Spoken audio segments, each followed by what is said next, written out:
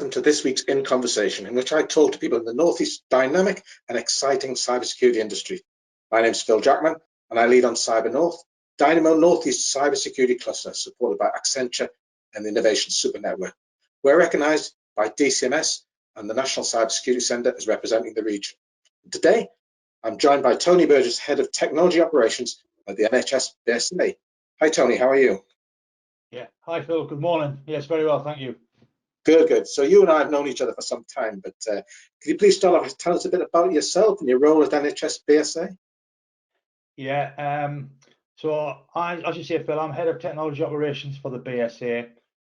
It's a role I've had for the last 4 years. I've actually been with the BSA for 18 years now, but the first 14 years were spent working in the Counter-Fraud Authority area, doing all things information security, risk management, all the good stuff around keeping the organisation secure. But the last 4 years I've been working with the technology operations, where I have cybersecurity operation, the remit. So I'm responsible for ensuring the BSA technical information security controls are appropriate to make sure we protect the organisation.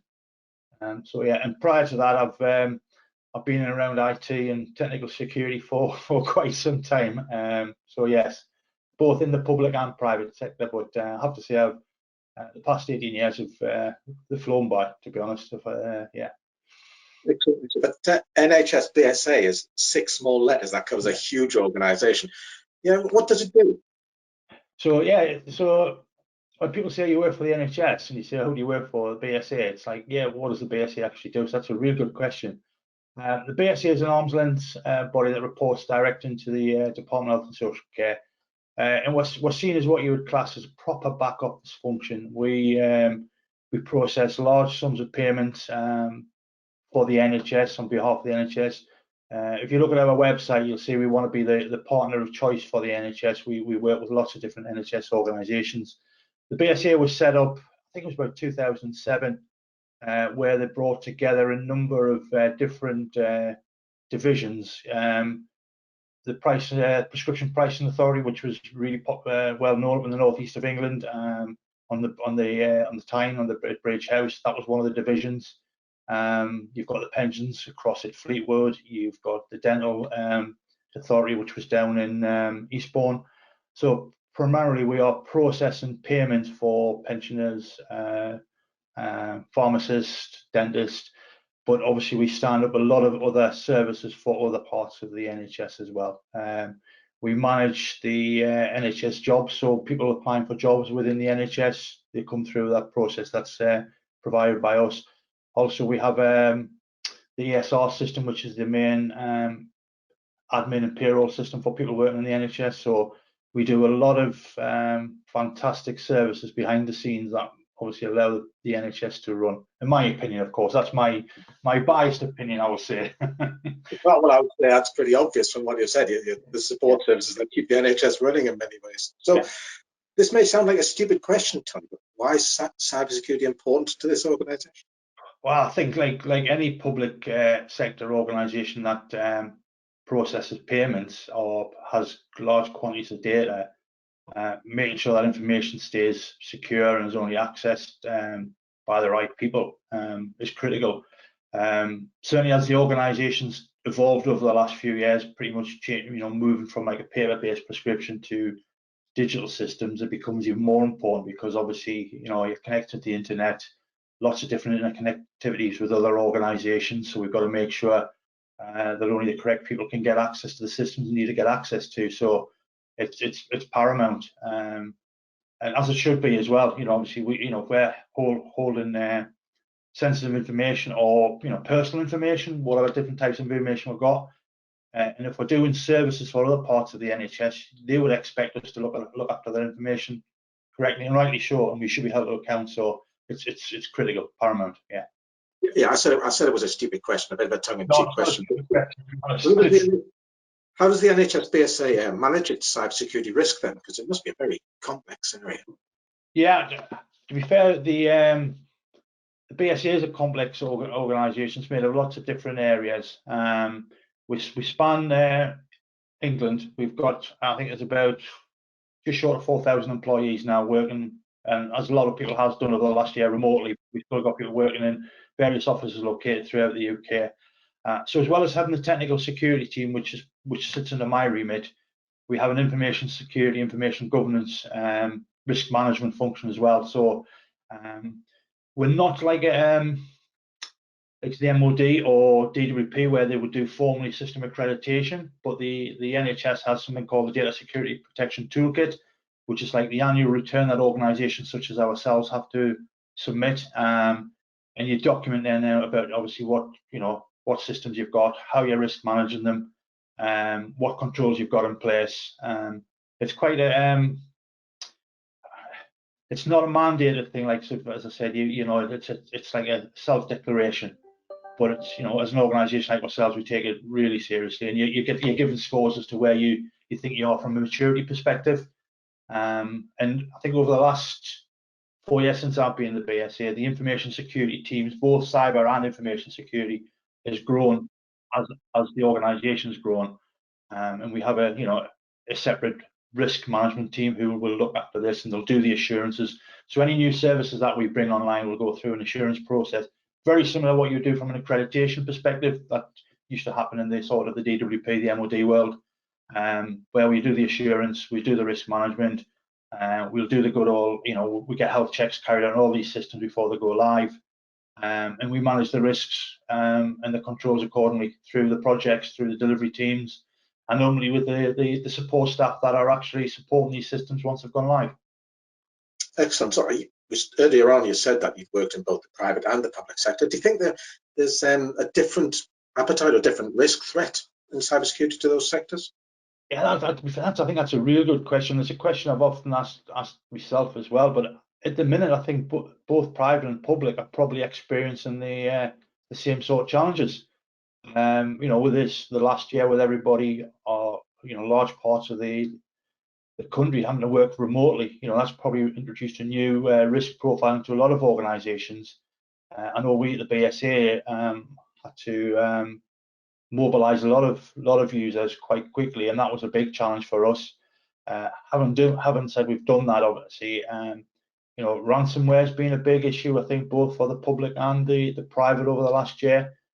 You kind of go, a single week without seeing something pop up in the press about someone else. You'd think being a public sector organisation like the NHS, you might not be under as much attack as a private sector organisation, but I don't think that's the case anymore. I think people are just, looking to see where they can get in, what can they do, what damage can they cause, etc., etc. So I think at the minute they're probably the same. The difference might be as to how quickly they can respond and resolve any issues. Some of the private sector organisations might be able to throw large sums of money at solving problems. So again, I think that's another important thing for organisations as well. When they have had an attack, whatever you want to call it, a vulnerability being exploited, it's how they respond and how they can recover and how quickly they can bring the organisations back up. Especially again now with lots of more organisations, both private and public, going digital. There's been a big push over the last couple of years from central government for organisations such as the NHS and other government organisations to go public cloud. That itself brings a big risk, but I think in the private sector they're probably more comfortable with doing that, whereas traditionally the public sector might not have been. That's like it's probably a culture shift or a mind shift. It's probably just a different way of understand how you're managing your risk. You've got third parties involved, so you might have to manage the risk through the third parties. But fundamentally, at the minute, I don't really see a big difference in the challenges we're facing. There's too many bad guys out there at the minute, isn't there? Absolutely. I would suggest, though, that as we've seen this week, you can't separate NHS and politics, but we'll come on to that. So that's a different dimension, I think, but we'll ignore that one for the time being. So I understand that you've changed the subject. You've talked about apprenticeships to me, and you brought them on to address the cybersecurity needs. How's that working? So yeah, that's we identified a few years ago. Probably again, one of the areas we do struggle at, which maybe is not a struggle for the private sector, is we struggle to recruit. We don't pay as much as the private sector, and there's different benefits of working in the public sector. So we were struggling to recruit. And what we wanted to try and do was, if you like, grow our own. So about 4 years ago, we started on the first cyber apprentice. It was actually when I was in the counter fraud service. We hadn't brought any in. So we started off with one, brought them in. It's like an 18-month course to do. It's a real, it's quite a detailed course. It gives them the understand of the different areas. It's not just all about technical security. They're doing risk management, they're doing information security. Kind of gives them an idea as to where they think their career might want to take them. When I came across the BSA, we started with a couple. We took another 2 on, and we now in the 3rd year. We have another one running. They're not great numbers. Don't get me wrong. They're not big numbers. The organisation as a whole takes on other apprentices. We do digital apprentices, technology apprentices, but we've never done cyber before. They run them through a formal course. They get a formal training, formal qualification, which as well. And the big plus as well, they get on the job training. All the apprentices are still with. 3 of them have obviously been successful in achieving permanent roles. The one that we're busy with at the minute, and we are actually looking for another one for next year. So we see that as a kind of roadmap to help us bring them in and develop them. Alongside apprentices, we hadn't ever looked at a cyber intern before either, but we did that 2 years ago, and we had a very successful experience for both ourselves and the intern. So much so when the intern went back to university for the final year, we wanted to keep them on, so we carried on working for us for 1 day a week. And again, get the practical and the theory experience. And we're now looking to start a new cyber intern in September. So yeah, we see that definitely an area that we need to probably continue to develop. Ideally, we'd like to take more, but it's just getting the balance right, because we've got to have something for them at the end of it. Okay, so that's a great success story. But you've been enormous help for me in helping with CyberNorth here. And so how important do you think it is to focus on regional cybersecurity clusters? I think it's very important. I mean, part of my job with, not so much with the BSA, but when I was in the CFA, I was traveling around quite a bit, going to different areas, spent quite a bit of time in London. And I think the North is always seen as a bit of a poor relation, if I'm honest. But the North, actually, the Northeast, I mean, I love the Northeast. I'm from the Northeast. I've been born and bred in the Northeast. I think it's a good place to work, but I think there's a lot of areas that people, who might want to go into the career of being a cyber don't know about it. They don't know what's there. So how do they get in there? You'd never think working for the BSA, who's an NHS support service, that there'd be some exciting cyber security roles. And there's lots of good private organisations up in the Northeast as well. Lots of, got the headquarters. We've got our headquarters up here. So I think there's a lot of scope for people who want to get into cyber security. I mean, I fell into cyber security. I wasn't, wasn't in my career path. I was doing network support, technical network support, and then I thought, oh, that'd be really interesting. That looks really interesting. And the more you get into it, there's never 2 days the same. So it's a real interesting area. And I think if we could tap into the youngsters who might want to go down the development route or the technical route, cyber security is here to stay. I mean, if you think about how it's evolved, I remember when I first got into it 20 years ago, I think we were just called information security, and that covered everything. And it's but certainly over the last few years, I just think, again, the Northeast, I know I'm probably repeating myself, but the Northeast is a great place to work, so why wouldn't you want to keep the local talent?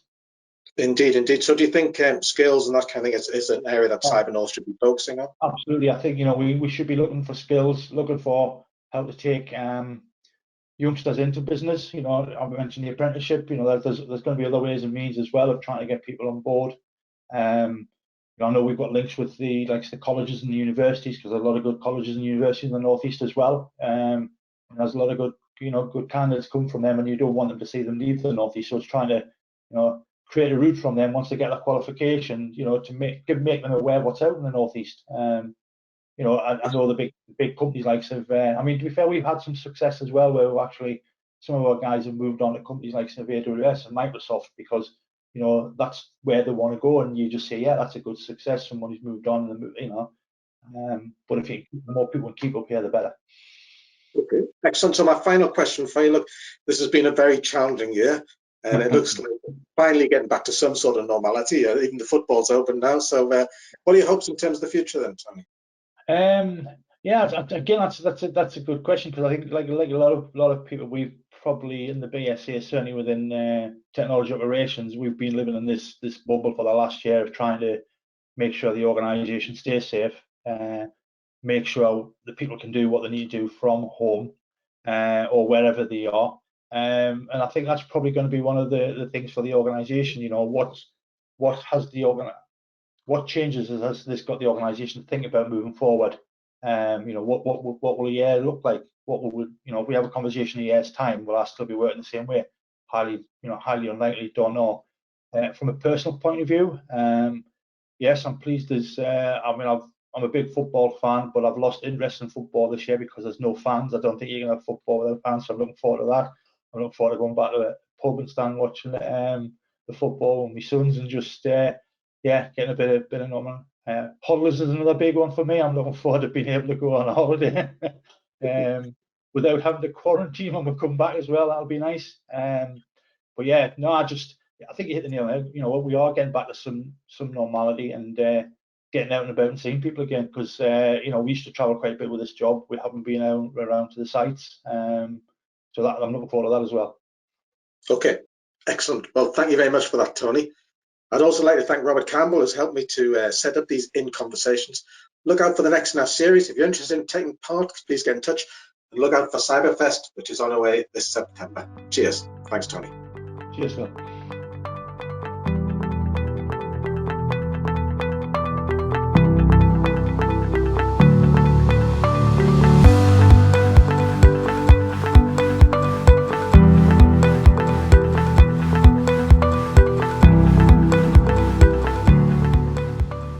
That was InConversation with Phil Jackman, lead for CyberNorth.